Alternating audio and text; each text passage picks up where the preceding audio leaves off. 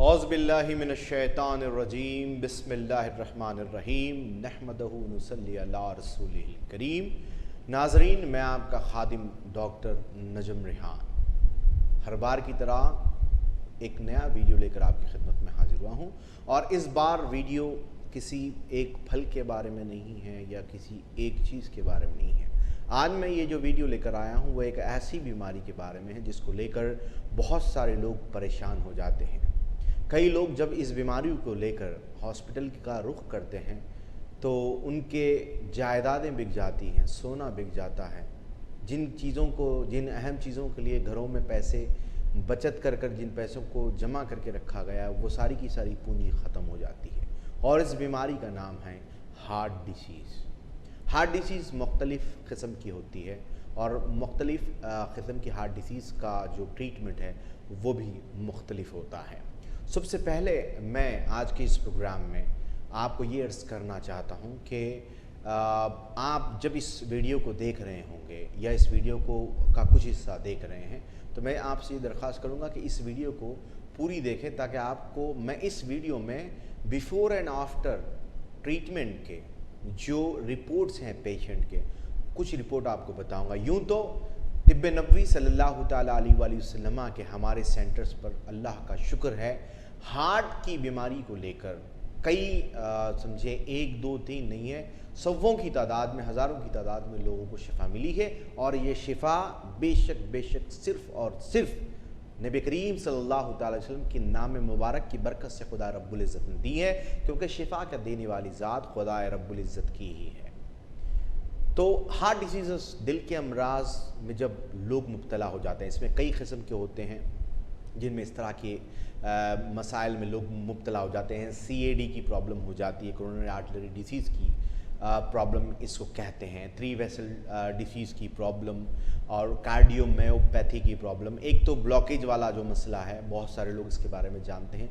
जब ब्लॉकेज होता है डॉक्टर के पास आप जाते हैं तो जब वहाँ पर एंजियोग्राम किया जाता है, एंजियोग्राम के बाद जो है एंजियोप्लास्टिंग के ज़रिए स्टेंट डाली जाती है, लेकिन ये शिकायतें कम नहीं हो पाती हैं, क्योंकि मैंने इसके बहुत सारे 1 2 नहीं हैं, हज़ारों की तादाद में पेशेंट्स देखे हैं जो इस बीमारी में मुब्तला हुए थे, जिन्होंने इलाज करवाया था। कई पेशेंट ने ओपन हार्ट सर्जरी के बाद हमारे क्लिनिक का रुख किया। ओपन हार्ट सर्जरी के बाद भी इनका जो इजेक्शन फ्रैक्चर होता है, EF जो आपको 2D को में नज़र आता है, वो बिल्कुल नहीं बढ़ रहा था। 35%, 30%, 25% के केसेस भी हमने देखे हैं।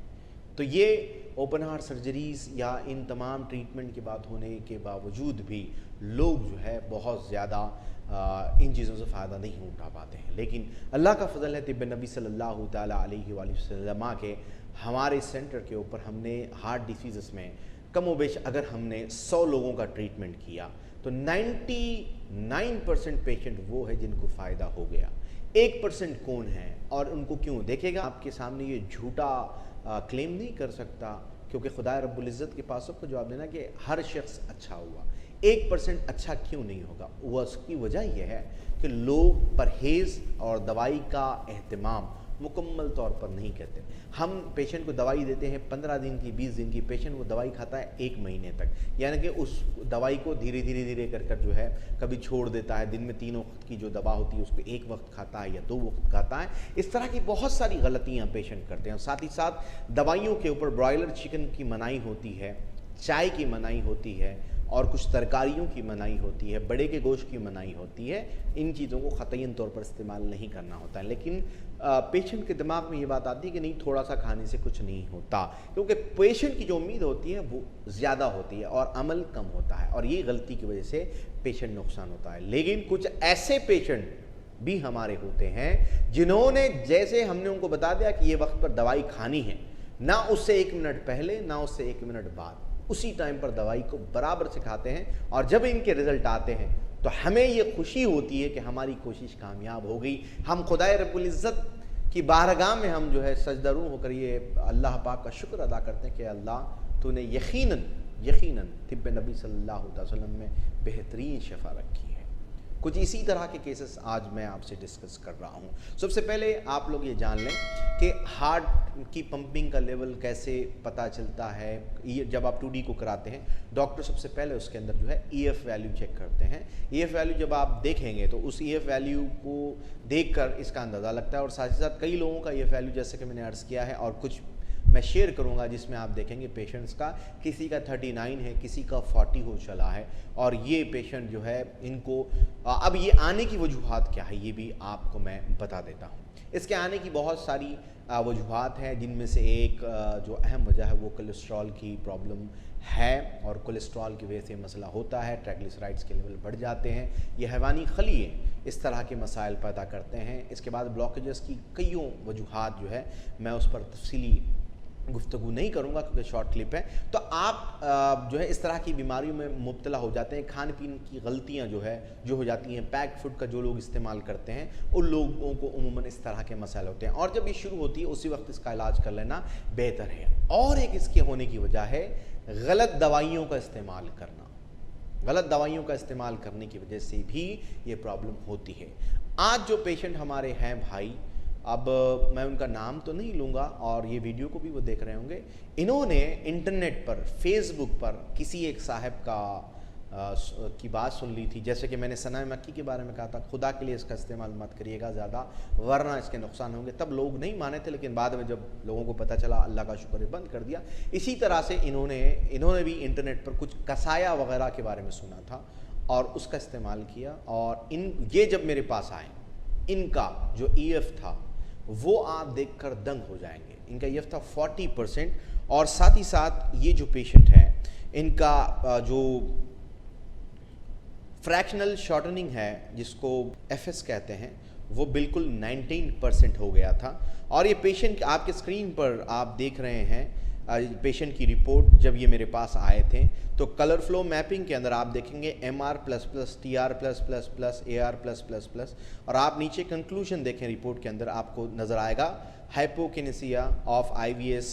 और इसके साथ डायलेटेड LA एंड LV बता रहा है, moderate LV dysfunction, mild MR, moderate TR, mild PAH। ये पहली रिपोर्ट है इस पेशेंट। और तिब्बे नबी सल्लल्लाहु अलैहि वसल्लम की हमारी जो अद्वियात है, लास्ट में मैं इन अद्वियात का नाम लूँगा, जब इन्होंने इसका इस्तेमाल फरमाया तो उसके बाद इनका 1 महीने के ट्रीटमेंट में, और पहली रिपोर्ट में ही आप देखेंगे कि आप देखें पल्मोनरी वॉल जो है इस पेशेंट की, वो आप देखेंगे ऊपर की जो 3 वॉल है वो बिल्कुल नॉर्मल है, लेकिन पल्मोनरी वॉल आप देखेंगे तो वो EF फ्लैट बता रहा है। तो अब जब सेकंड रिपोर्ट में आप जाएंगे 1 महीने की दवाई की बात की, तो इसके अंदर आप पेशेंट का जब आप पल्मोनरी वॉल देखेंगे तो वो बिल्कुल नॉर्मल हो गया है। पेशेंट का जो EF 40 था वो 55 हो गया, जो FS 19 था वो 27 हो गया। और इनको जो है कंक्लूजन के अंदर सिर्फ माइल्ड ग्लोबल हाइपोकेंसिया बता रहा है, LV। तो ये इनको प्रॉब्लम हो रहा था और फिर LV सिस्टोलिक फंक्शन बता रहा है। ये 1 महीने की दवाई के बाद है। इसके बाद अब आप एक और रिपोर्ट आपके टेलीविज़न स्क्रीन पर आ रही है, इसमें देखेंगे तो EF वैल्यू जो 40 से 55 हुआ था, अब वो 55 से 60 हो गया अल्हम्दुलिल्लाह 3 महीने के ट्रीटमेंट से। उसके बाद FS जो 19 था वो 32 हो गया है। और इसके बाद जब आप कंक्लूजन की जो रिपोर्ट है उसमें देखेंगे तो इसमें नो रीजनल वाल मोशन अबनॉर्मलिटी ऑफ LV, जहाँ पर ग्लोबल हाइपोकेंसिस बता रहा था वहाँ पर बिल्कुल नॉर्मल आपको देखने को मिलेगा। और जो फेयर LV सिस्टोलिक फंक्शन था वो गुड LV सिस्टोलिक फंक्शन हो गया, यानी कि पेशेंट बिल्कुल आराम से जो है ना अपना इलाज कर चुका है। और अल्हम्दुलिल्लाह 3 महीने के ट्रीटमेंट के अंदर इस पेशेंट को बफज़ल खुदा, अल्लाह के फजल व करम से आप देखिएगा कितना फ़ायदा इसको तिब्बे नबवी सल्लल्लाहु ताला अलैहि वसल्लम की अदवियात से हुआ है। इसी के साथ तिब्बे नबवी का एक और केस मैं आपके सामने रखूँगा। ये भी केस आज से 3 साल पहले का है। और ये इस केस के अंदर इस पेशेंट की जो डिटेल है वो ये है कि इस पेशेंट को जो इनका जो EF था वो 40% था। और अल्हम्दुलिल्लाह 4 महीने के ट्रीटमेंट के बाद इस पेशेंट का EF 68 हो गया।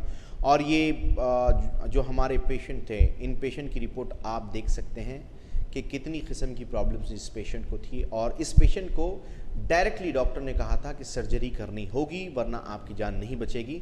ये बिफ़ोर की रिपोर्ट आप देख रहे हैं और उसके बाद की रिपोर्ट भी आप देख लें, जहाँ पर ये सारी चीज़ें नॉर्मल हो चुकी है इस पेशेंट की। इन सारे रिपोर्ट्स को बताने का मकसद ये है नाज़रीन इकराम कि अगर आप यकीन के साथ नबी करीम सल्लल्लाहु ताला अलैहि वसल्लम की तिब नबवी सल्लल्लाहु ताला अलैहि वसल्लम की अद्वियात का इस्तेमाल करते हैं, हमारी कोई औकात नहीं है, हमारी दवाई की कोई औकात नहीं है। औकात उस चीज़ की है जिसे नबी करीम सल्लल्लाहु ताला अलैहि वसल्लम से निस्बत है, आका अलैहिस्सलातु वस्सलाम की ज़ात मुबारक से निस्बत है, वो निस्बत ही काम करती है। अल्हम्दुलिल्लाह मैं ये तमाम रिपोर्ट जो मैंने आपको बताया, इस तरह के कई रिपोर्ट्स हमारे पास मौजूद है।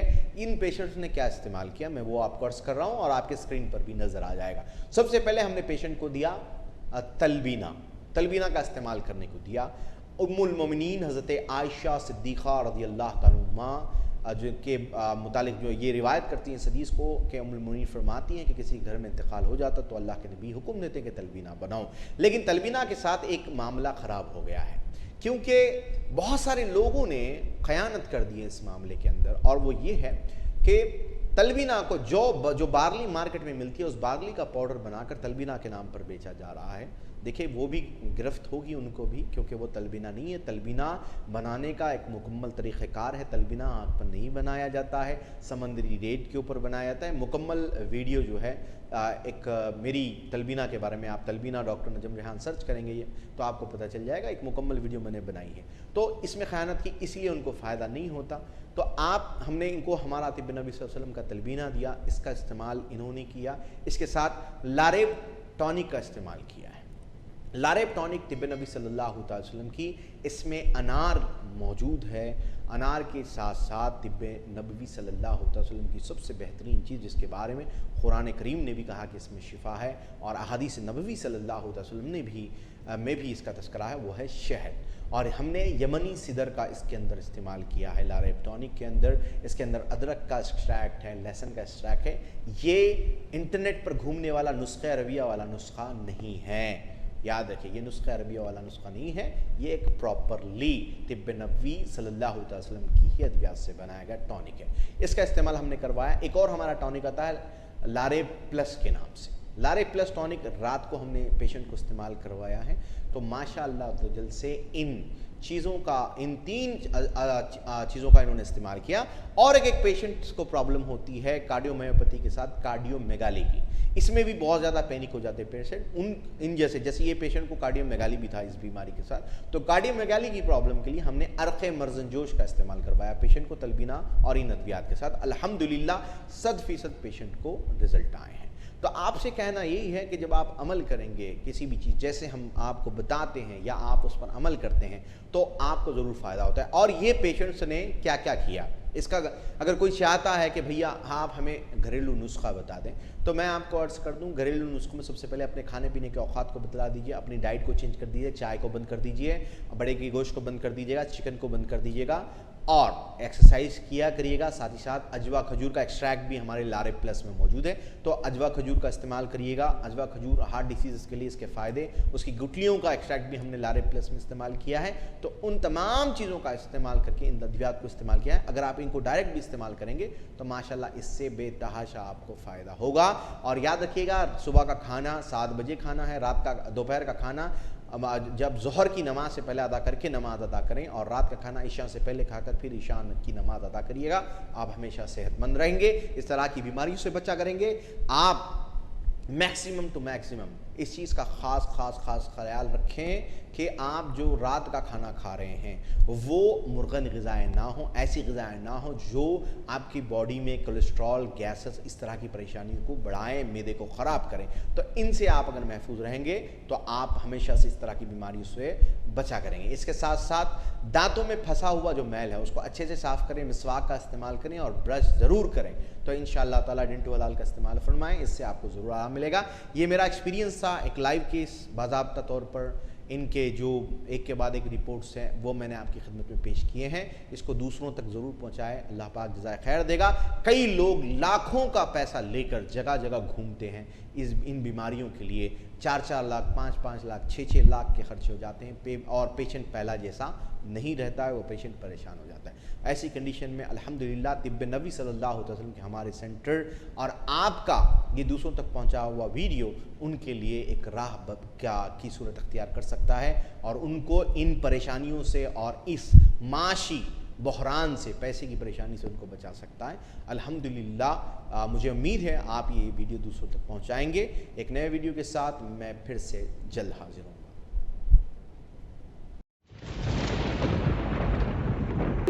चश्मे शिफा कीजिए,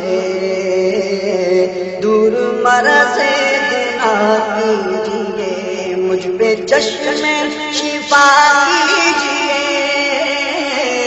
दूर मरज़े गुनाह कीजिए, मुझ पे चश्मे शिफा कीजिए।